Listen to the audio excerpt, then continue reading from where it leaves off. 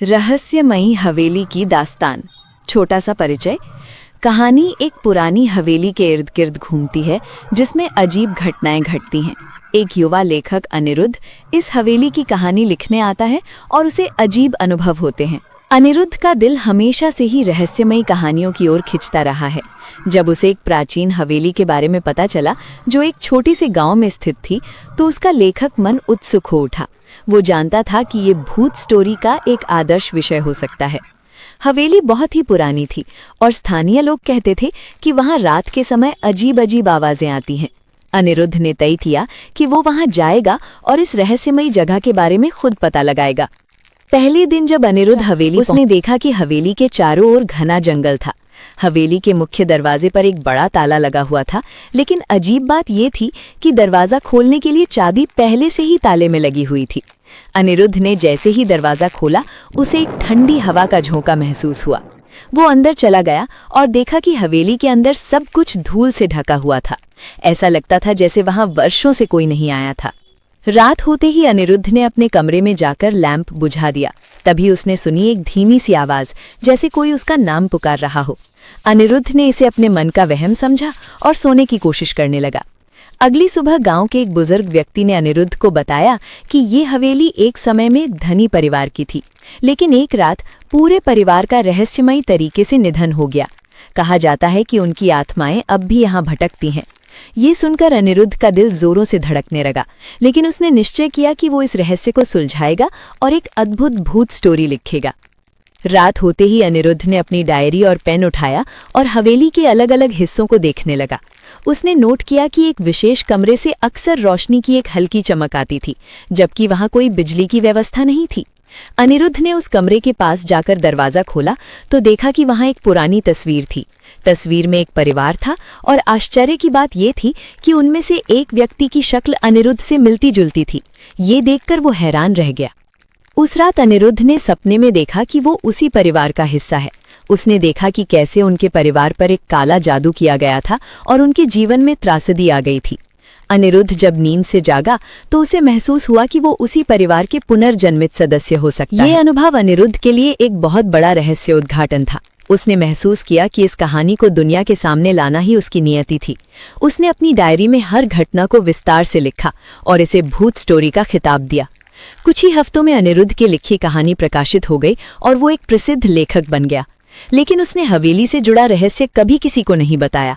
वो जानता था कि कुछ रहस्य हमेशा रहस्य ही रहने चाहिए। अनिरुद्ध ने उस रात के बाद हवेली के रहस्यों को और भी गहराई से जानने का निर्णय लिया। वो जानता था कि उसकी पहचान और इस हवेली की कहानी के बीच कोई गहरा संबंध है। उसने गांव के और भी लोगों से बातचीत करना शुरू किया और कुछ पुराने दस्तावेजों की खोज में जुट गया। कुछ दिनों बाद गांव के पुस्तकालय में उसे 19वीं शताब्दी के कुछ दस्तावेज मिले। इन दस्तावेजों में हवेली के पूर्व मालिकों के बारे में लिखा था। दस्तावेजों से पता चला कि हवेली के मालिक विक्रम सिंह थे, जो एक प्रभावशाली जमींदार थे। उनका परिवार बहुत समृद्ध था, लेकिन उनकी अचानक मृत्यु ने सभी को चौंका दिया था। अनिरुद्ध को यह भी पता चला कि विक्रम सिंह के परिवार पर किसी ने काला जादू किया था। ये जादू उनके एक करीबी रिश्तेदार ने किया था, जो संपत्ति पर कब्जा करना चाहता था। अनिरुद्ध को समझ में आया कि ये काला जादू ही उन त्रासदियों का कारण था जो उस परिवार के साथ हुई। अनिरुद्ध ने अपनी भूत स्टोरी को और भी विस्तार देने का निर्णय लिया। वो चाहता था कि इस कहानी के हर पहलू को बारीकी से उजागर करे। उसने ये भी महसूस किया कि इस कहानी के जरिए वो उन आत्माओं को शांति दे सकता है जो वर्षों से इस हवेली में भटक रही थीं। एक रात अनिरुद्ध ने एक अनुष्ठान करने का निर्णय लिया। उसने गांव के एक पुजारी से इस बारे में सलाह ली। पुजारी ने उसे बताया कि उसे एक विशेष अनुष्ठान करना होगा जिससे वो आत्माओं से संवाद कर सके और उन्हें मुक्ति दिला सके।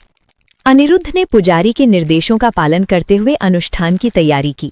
उसने हवेली के मुख्य हॉल में एक पवित्र मंडल बनाया और उसमें दिया जलाकर बैठ गया।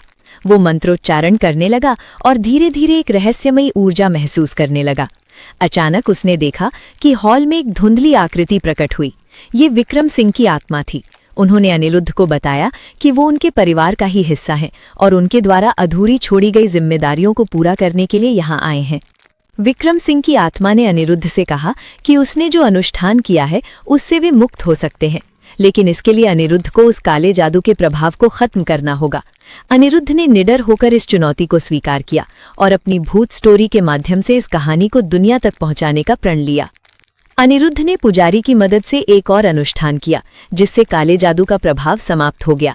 जैसे ही अनुष्ठान समाप्त हुआ, हवेली के चारों ओर की नकारात्मक ऊर्जा गायब हो गई और एक शांति का अनुभव हुआ।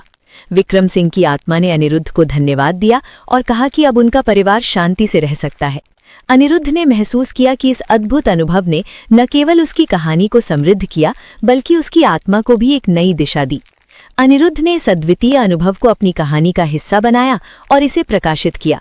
भूत स्टोरी न केवल एक सर्वश्रेष्ठ विक्रेता बनी, बल्कि अनिरुद्ध को एक प्रसिद्ध लेखक के रूप में स्थापित किया। हवेली अब एक शांतिपूर्ण स्थान बन चुकी थी, जहां अनिरुद्ध ने अपने जीवन के सबसे अनमोल क्षण बिताए थे। उसने इस अनुभव से सीखा कि कभी-कभी हमारी अतीत के रहस्य हमारी वर्तमान पहचान को आकार देते हैं। दोस्तों, इस कहानी में आगे क्या हुआ होगा, ये हम अगले एपिसोड में देखेंगे, भाग 2 में। तो अगर आप मेरे इस चैनल पर नए हो तो प्लीज़ आप इस चैनल को सब्सक्राइब कर लो, ताकि आने वाले नए कहानी आपके पास सबसे पहले पहुंच सके। धन्यवाद।